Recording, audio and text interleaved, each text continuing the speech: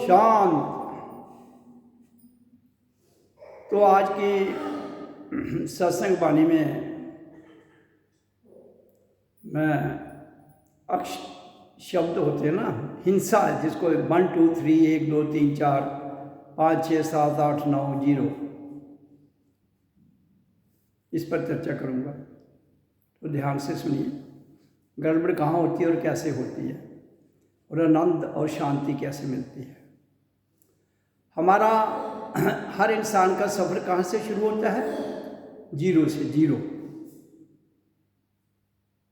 और जीरो की कोई महत्ता नहीं है अगर वो बाईं तरफ लगाया जाए। तो जीरो के बाद क्या आता है? 1 2 3 4 5 6 7 8 9, गिनती की कहाँ तक है? 9 तक। उसके बाद क्या होता है? रिपीटिशन। 9 के बाद 10 आता है, 1 और 0। 11 आता है तो 2 1, मतलब गिनती जो हाईएस्ट है वो 9 तक है। और 9 की सबसे बड़ी खूबी क्या है? वो 9 नहीं रहता है।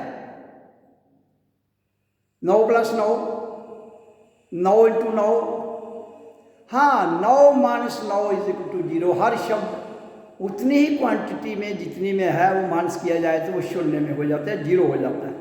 बड़े ध्यान से सुनना। अब 0 की अपनी कोई वैल्यू नहीं है, 0 की अपनी, लेकिन जब 1 के साथ ये राइट में लगता है तो 1 की वैल्यू 10 हो जाती है, लेफ्ट में लगता है तो 1 की 1 ही रहती है। अगर 0 को 1 के राइट में लगाया जाए तो दैट विल बिकम 10, 10 हो जाएंगे।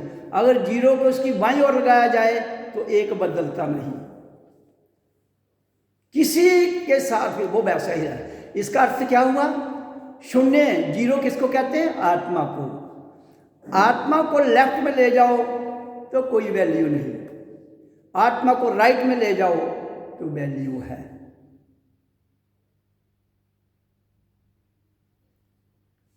तो इसलिए उसके बाद, हाँ, 0 से एनीथिंग डिवाइडेड बाई 0 = 1। देखो ना, 1 raised to power 0 = 1, लेकिन 1 × 0 = 0।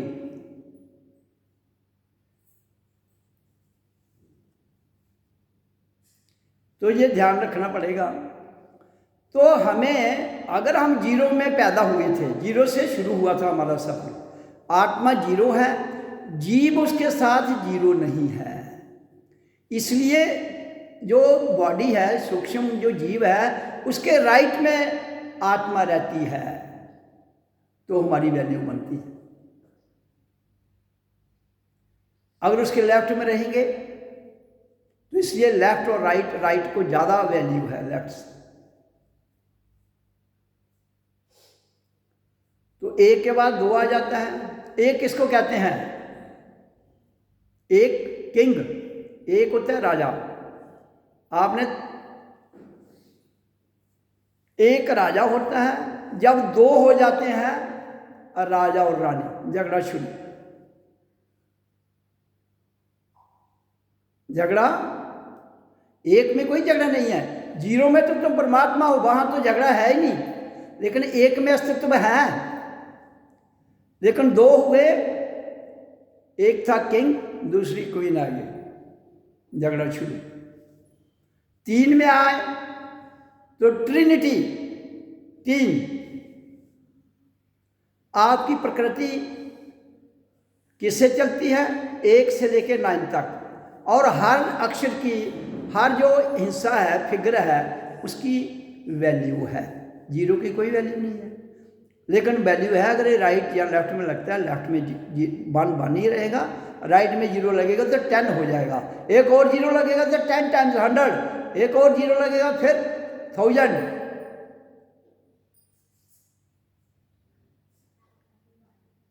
तो इसलिए 1 से 2 राजा और रानी हो गए, झगड़ा शुरू। 3 ट्रिनिटी, 3 शक्तियां, 3 शक्तियों से 3 क्या क्या शक्तियां हमारे इधर, ब्रह्मा विष्णु शिव 3 हो गए, सतोगुण रजोगुण तमोगुण 3 हो गए, और फिर 3 और भी बहुत सी शक्तियां हैं। तो वहां झगड़ा रहता है, ब्रह्मा विष्णु शिव में हमेशा झगड़ा रहता है। दुनिया में भी जब 3 लोग इकट्ठे हो जाते हैं तो उनकी सुलह कम ही होती है। उसके बाद आ गया 4 चमेला, जहां 4 होंगे बड़ा चमेला। 5 में फिर पावर बढ़ गई, 5 कर्मेंद्रियां, 5 ज्ञान इंद्रियां, 5 विषय, 5 तत्व से शरीर बना है। तो 5 फिर पावरफुल,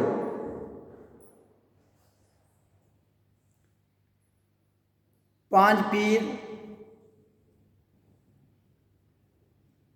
5 के बाद आ गया क्या 6, 6 में फिर गड़बड़ है। तो 7 में आ जाओगे फिर, 7 में क्या है प्योरिटी, सत्य। 7 का फिगर जो है, 7 से संत, 7 से सत्य, 7 से सैगुण, और बहुत से ऐसे वर्ड बनाए जाते हैं, और जो प्योर है प्योर, इसलिए 7 की प्योरिटी। 8 2 चौके गड़बड़। 9 highest figure in the world.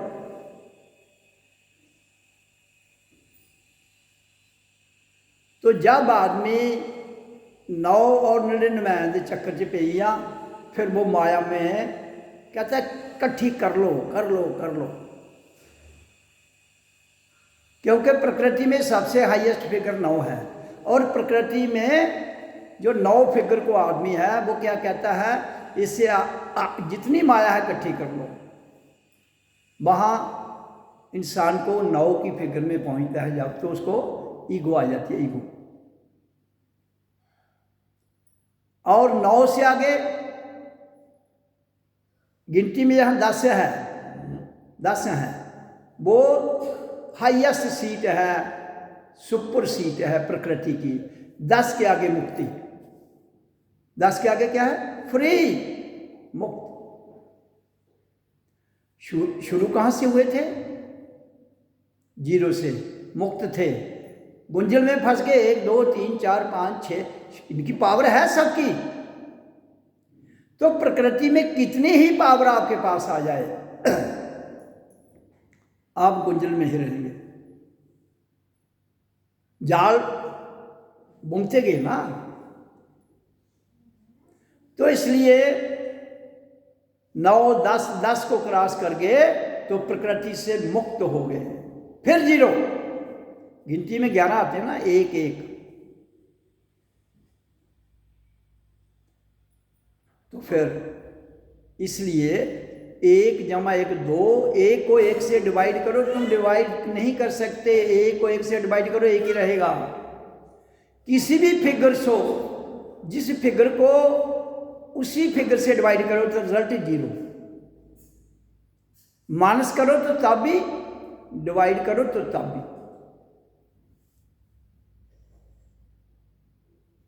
1 उसका 1 आएगा, माइनस 0।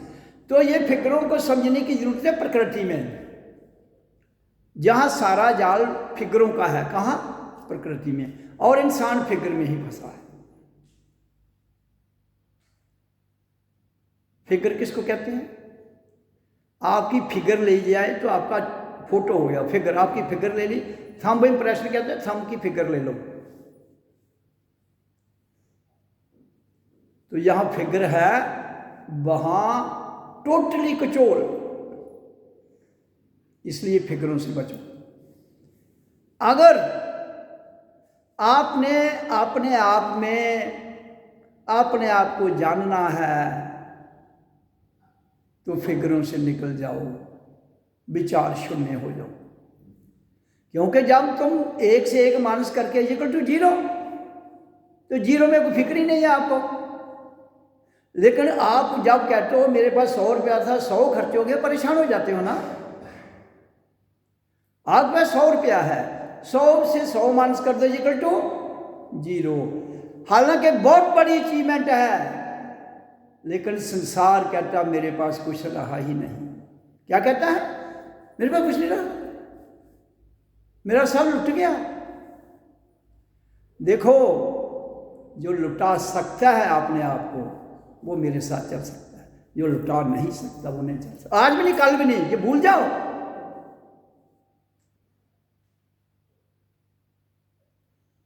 ये बिल्कुल भूल जाओ। आज ही लुटाना है, कल पर कुछ नहीं छोड़ना है। अगर जिसमें इतनी हिम्मत है वो चल सकता है, नहीं तो 2 साल के बाद, 4 साल के बाद, 6 साल के बाद, 10 साल के बाद, 23 साल के बाद गड़म बाहर।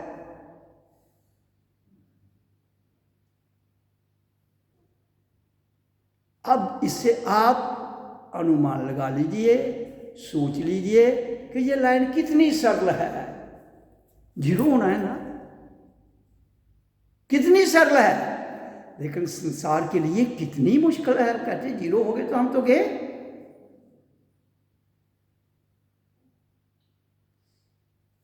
तो इसलिए जिस दिन फिक्र वर्ग से बाहर निकल जाएंगे, विचारों से मुक्त हो जाएंगे, उसी दिन खुदा हो जाएंगे। खुदा को यह हुआ नहीं है जिन तुम्हें कोई फरना नहीं ना, तुम ही खुदा हो। और जब तक मन के तले दबे हो तो दलदल में हो। मन, बुद्धि, शरीर, फिक्र वर्ग से निकल जाओ तो खुदा हो। कोई ज्यादा फिलॉसफी तो है नहीं इसमें। हाँ, उसके लिए जीरो होने के लिए क्या करना है? हमारे अंदर 2 ही ताकतें आई थी जन्म के समय में, आवाज और प्राण वायु। दोनों को नियंत्रण नहीं कर सके हम। आवाज से हमने दुनिया को लूटना चाहा और प्राण वायु को प्रदूषण कर दिया। दोनों आपके कंट्रोल से बाहर। जिस दिन दोनों को कंट्रोल कर लोगे, ओ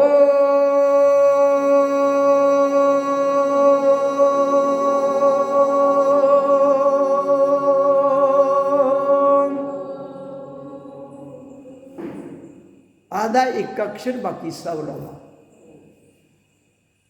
तो एक ही अक्षर से आपकी प्राण वायु भी सिद्ध हो जाती है और आपकी ध्वनि भी सिद्ध हो जाती है, और फिर आप संसार के महान संत बन जाते हैं।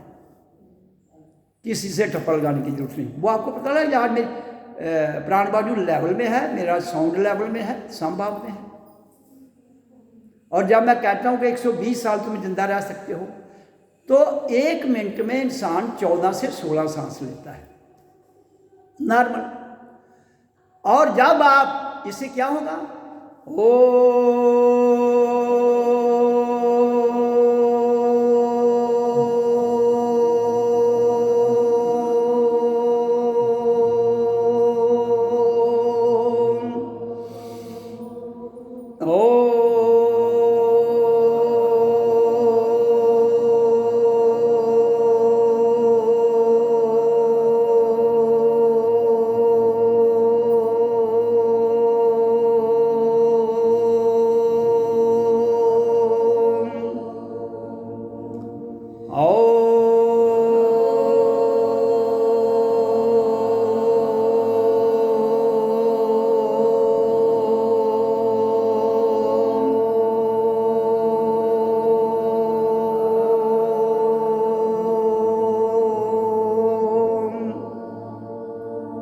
तो 1 मिनट हो गया, 2 बार लिया, 2 बार छोड़, 4। जो आदमी अपने सांसों को 4 तक ले आता है 1 मिनट में, और प्रकृति के नियमों का पालन करता है तो दुनिया की कोई ताकत नहीं जो उसको 20 साल मार सके।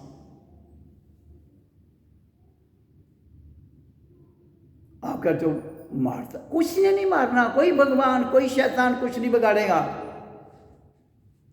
अगर अपने सांसों को 1 मिनट में हम 14 से 16 सांस लेते हैं, जीवन सांसों पर आधारित है, दिनों पर आधारित नहीं है। श्वास आया जीवन, गया तो नहीं आया तो छुट्टी। कौन दिन गिनेगा, कौन घंटे गिनेगा, कौन मिनट गिनेगा? श्वास का आना और जाना ही जीवन और मृत्यु है। तो अगर 1 मिनट में 4 सांस आप ला सकते हैं, मैंने अब किया उच्चारण से हो गया ना, लेकिन अभ्यास करोगे सबका हो जाता है। कोई ये नहीं कि मैंने ही ठेका लिया आप नहीं कर सकते हो, कोई भी कर सकता है। Anybody on that planet can do it. उसमें करने की चाहत तो होनी चाहिए, प्यास। तो 120 साल दुनिया में आपको कोई मार नहीं सकता। हाँ, अगर सांस 3 लेते हो तो 150 साल, 2 लेते हो 1 मिनट में तो 200 साल, 1 लेते हो तो 500 साल, जब चाहे शरीर छोड़ सकते। लेकिन सारी इस क्रिया को जिसकी मैं चर्चा कर रहा हूँ उसको इम्प्लीमेंट करना, भजन करना, उसके द्वारा फिर अपना खान पीन, फिर उसमें खाना भी आपको नहीं खाना पड़ेगा, छोड़ना पड़ेगा, छोड़ देंगे आप, वो सिस्टम बन जाएगा आपका। लेकिन मन बड़ा गड़बड़ है, 10 दिन हो सकता है प्रैक्टिस करे एकड़ी कि बढ़ाऊंगा। सुना ना, तो ऐसे कहा था गुरु जी ने। 10 दिन के बाद आए क्या है गुरु छोड़ो, जाओ मौज मस्ती करो, क्या है ये, चलो भैया चर्चा। और फिर कहोगे मैं ये 120 साल नहीं रहा, तो आपने प्रकृति के नियमों का पालन नहीं किया, उसमें दोष किसका है? दोष तुम गुरु पर लगाओगे, बीमार पड़ जाओगे, दोष गुरु पर, कसूर अपना। ओम से ये होता है वो होता है। भाई जब तुम, मैंने कहा, जीरो में चले जाते हो, तुम्हें हर चीज का ज्ञान अंदर से हो जाता है। करो वैसे, तुम्हारा गुरु तुम्हारे भीतर बैठा है, जगाओ। खुद सोए गुरु को भी सुला दिया। फिर कहते हो पंडित जी हमारी ये हो गया, किस्मत खराब हो, गड़बड़ हुई तो पंडित के पास, गड़बड़ हुई तो चेले दौलों के पास, गड़बड़ हुई तो किसी और कीम के पास, गड़बड़ हुई तो तांत्रिक के पास। अपने आप को साधिए। ये जीवन मिला है, इसको जानने का प्रयास करो। मुफ्त के झंझटों में पड़े हो, मुफ्त के कूड़ा करकट में पड़े हो, इकट्ठे किए जा रहे हो, करिए जा रहे हो, क्या करोगे उसका? क्या करोगे बताओ? तुम्हारा इकट्ठा किया हुआ कूड़ा करकट तुम्हारे पास तो ठहरने वाला है नहीं, कितना उसमें खा लोगे? बाकी कौन ले जाएगा? आपके रिश्तेदार, आपकी औलाद, और कोई तो देगी क्या आपको? धक्के? हाँ, धक्के खाने के लिए आए हो तो ठीक है, औलाद धक्के भी दे लो, भी कुछ काट लो, वो झेलने के लिए तैयार हो सारे। औलाद के धक्के झेलने के लिए सब तैयार हैं। नहीं अपना जागता है, धक्के भी मारा तो कोई नहीं, तुम रोओ भाई तो भुगतो। फिर आले गुरु जी मुझे ये होई है। भाई गुरु के नियम पर चलते कहाँ हो?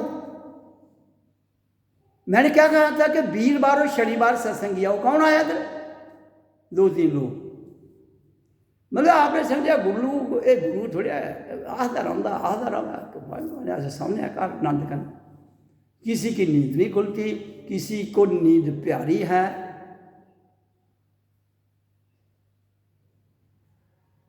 भाई कैसे काम चलेगा? ये कोई खेल तो नहीं है, सत्संग जो मैं करता हूं ये खेल नहीं है। It is not a game.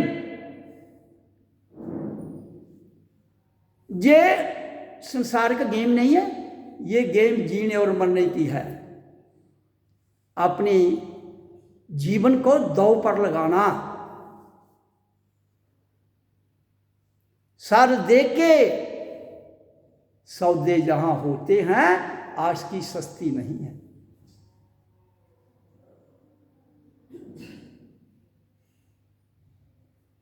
इसलिए मैं जो कह रहा हूँ, क्योंकि देखो श्वास श्वास आ रहा है जा रहा है, जो नहीं आएगा तो छुट्टी, वो कोई भी हो। फिर कहते हैं ये वो मर गया, वो पैदा हो, मर गया तो मरना तो है सब ने एक दिन, लेकिन जिसके मरने से पहले वो तो कर लो जिसके लिए आए हो, वो कर लो। वो ज्ञान तो मैं कहता हूँ भ्रिकुटी में तुम्हारी एनर्जी पहुंचेगी, ज्ञान धड़ाधड़ आ जाएगा, कितना ही किताब में भी पढ़ने की जरूरत नहीं रहेगी। भ्रिकुटी में आपकी जब प्रकाश प्रकट हो जाता है, ये सारी किताबों का ज्ञान आपको आ जाता है। किताबें पढ़ के भी देख लेना और अपने ज्ञान को भी उससे टैली कर लेना, आ जाएगा। और आपका ज्ञान सच्चा होगा। किताबें तो पुरानी है ना, वो लेके के उसमें बदलाव भी हो सकता है। आप तो वर्तमान में हो, योर बुक इज ट्रू। आपकी किताब जो आपके भीतर है वो बिल्कुल प्योर है, लेकिन आपका मन प्योर नहीं है, आपकी बुद्धि शुद्ध नहीं है, आपका अपना आप शुद्ध नहीं है। तो जब आपका सिस्टम शुद्ध नहीं है, आत्मा तो अति सूक्ष्म अति प्योर है। प्रेम इतना प्योर है, 2.5 अक्षर प्रेम के पढ़े सुपंडित होए। प्रेम में 2.5 अक्षर लगते हैं, पा रा कटोए दादा ते माँ, ए दी मात्रा प्रेम 2.5, पा और माँ पूरे हैं, रा हलंत है आधा है। कबीर ने तब कहा था कि 2.5 अक्षर प्रेम के पढ़े सो पंडित होए। संतों ने जो खोज की है उन्होंने जीवन देकर खोज किया, ऐसे नहीं मुफ्त में किया है। तो मैं कहता हूं जितने भी हो तुम, तुम्हारी हर एक की यात्रा इंडिविजुअली है, जहां रिश्तेदारी किसी से नहीं पालनी है। पति पत्नी है तो पति का अपना रास्ता, हाँ रिलेशन है, मैं नहीं कहता हूं रिलेशन नहीं है, लेकिन that is not the pure relation, वो सौदाबाजी है। संसार के निज में ही सारे सौदेबाजी के हैं, हर जगह सौदा है। संसार की शादी जो है सौदाबाजी है। शादी वो है जो जाग के की जाए, जिस दिन घर वाला भी जागा हो उसकी घर वाली भी जागी हो, दोनों जाकर शादी करें, उसको कहते हैं रियल मैरिज। तो बताओ दुनिया में किसने जाकर शादी की, बताइए, बताओ मेरे को, किसने नहीं। घर वाले आख्या, कोई घर वाले आख्या, कोई मुड़ा देखा जी पसंद आई, दोनों ने मिली, कोई जबरदस्ती, कोई कहेगी तेरा। किसने की है जाकर शादी, बताओ मेरे को, किसने नहीं। इसलिए धक्का परेड सारे खा देना। तो प्योरिटी, शुद्धता, मैंने पहले भी वाणी में कहा है, संसार में सिद्धियां और शुद्धि, सिद्धियां अनेक, शुद्धि एक। आत्मा प्योर, शून्य प्योर। शून्य का मतलब है विचार, शून्य का मतलब है नील विचार। तो इसलिए सत्संग में आने का मतलब क्या है, क्या यहाँ मैं आपको कहता हूँ कि कम से कम जो जीवन मिला है आपको, उस जीवन को तो सार्थक कर लो भाई। मिला तो आपका जीवन है, आपको इंडिविजुअल मिला है, हर एक को इंडिविजुअल जीवन मिला है। माँ के गर्भ में बच्चा बाहर आता है, 9 महीने तो उसके फीडर से जुड़ा है, 9 महीने के बाद फीडर कट जाता है, इंडिपेंडेंट। लेकिन माँ कहती है मेरा कब्जा है, बाप कहता मेरा कब्जा है। वो कब्जे तो अगली जिंदगी खराब करी उठते हो। कब्जा तुंदा नहीं टुटता, जो कब्जा बनाया था उसी मिस गाइड हो जाता, वह कब्जा है।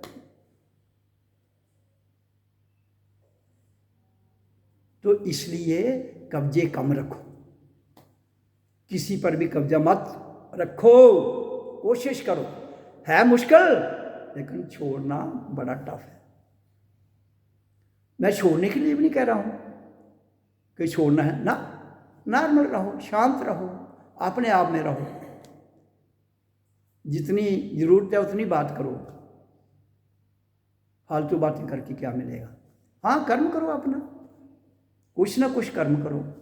कुछ नहीं कर सकते तो घर च, अब लेडीज हैं घर में है जो कोई काम नहीं मिलता, कहीं वेले हो तो भांडे मांजते रहो, एक बारी मांजो दोबारा मांजी लाओ, कहना भाई करते रहो, वेले नहीं पाना, वेले बिल्कुल मत बैठो। आश्रम में आते हो, मैं कहता हूँ मौन रहो सत्संग के बाद। इधर क्या करना, कख का चुकी हो, बाहर छुट्टी उड़ो, मुझे थोड़े काम बताना आपको, ये करो। ऊपर जाओ, हाल में देखो गंदगी है, उसको एक जगह सेट करके, दिमाग सबका है, घर में कैसे सफाइयाँ रखते हो, तो इसको भी घर समझो।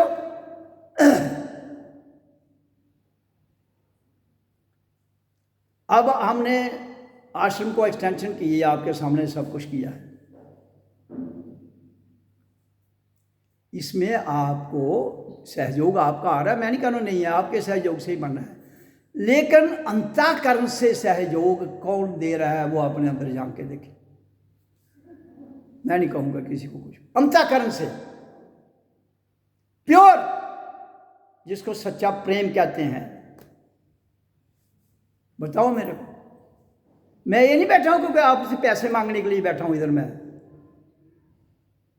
ऐसा कुछ नहीं है। मुझे 60,000 रुपये पेंशन मिलती है, मुझे आपसे पैसे क्या करने हैं लेकर, बताओ।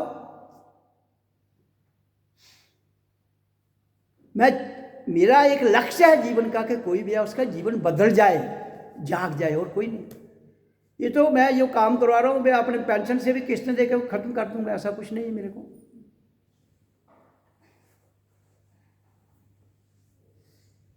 इसलिए अपने जीवन को यहां जिसके तुम पास आए हो उसको अभी तक जानना बड़ा कठिन है। इसलिए मैं कहता हूं केवल अपने आप को जान लो, तो मुझे जानने की जरूरत नहीं रहेगी। आप स्वयं को जानो, स्वयं से स्वयं तक की यात्रा करो। मेरी पहचान तो तुम्हें लाखों जन्म भी लग जाए नहीं कर पाओगे, अपनी कर लोगे तो आसान हो जाएगा,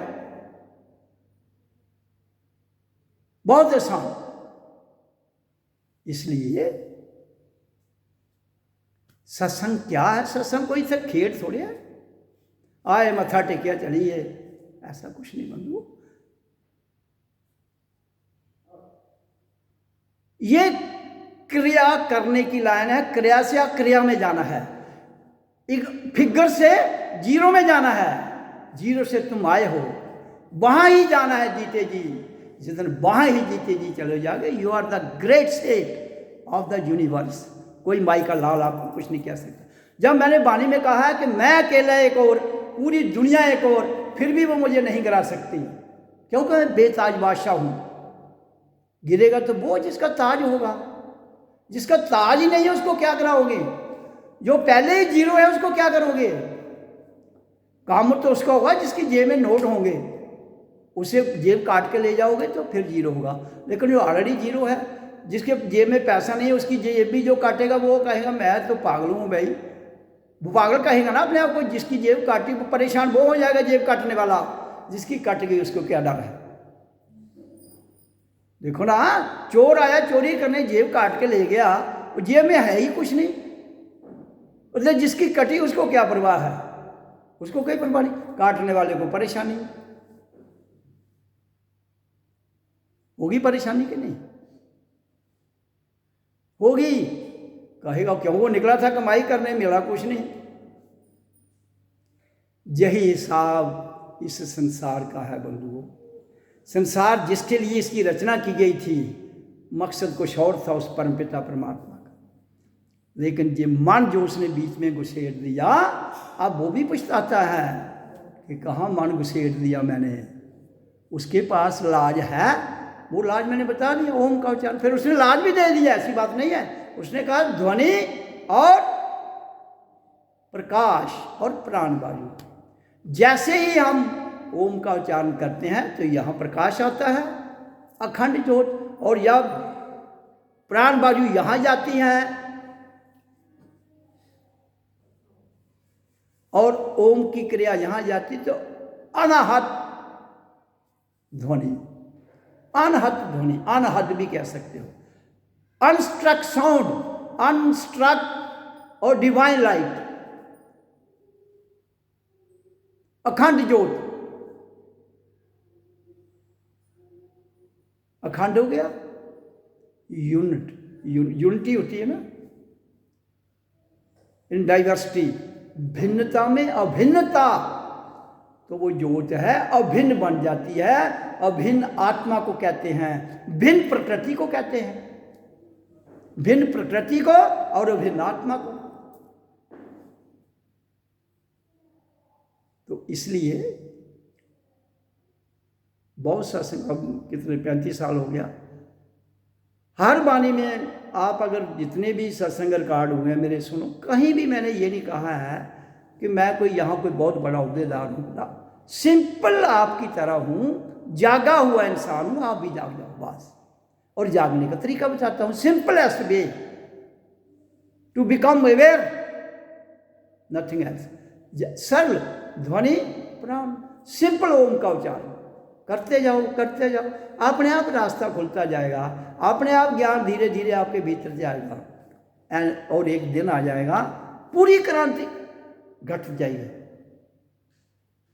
इतने में एक दिन जरूर घटेगी, लेकिन एक दिन में नहीं घटेगी, पल में घटेगी, लेकिन हो सकता साल लगे, लेकिन जब घटेगी क्षण में। 2 साल 100 साल, वो निर्भर करता है आपकी प्यास कितनी है, आपके अंदर तड़प कितनी है। उस तड़प को जगाओ, जो तड़प तुमने जगा के रखी है।